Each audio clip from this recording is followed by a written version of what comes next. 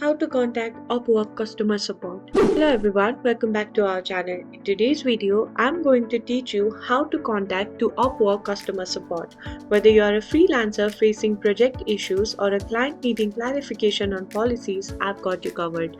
First thing first, you need to open the Upwork and make sure you're logged into your Upwork account.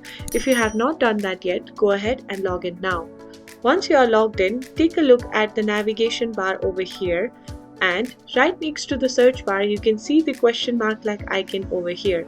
Now you need to simply click on it, and from here you can see the options like Help Center, Your Support Request, Upwork Updates and Release Dates. You need to simply go and click on Help Center. Now as you can see, the Help Center has opened up. Don't worry, on the navigation bar there is a button that says Contact Support. Simply click on Contact Support. Then you need to simply click on Chat with Support. Now you need to simply type your problem in the chat box that appear and hit send. The Upwork support team will get back to you shortly.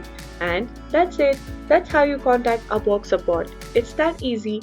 If you found this video helpful, please remember to hit like, share and subscribe. I'll see you in the next video.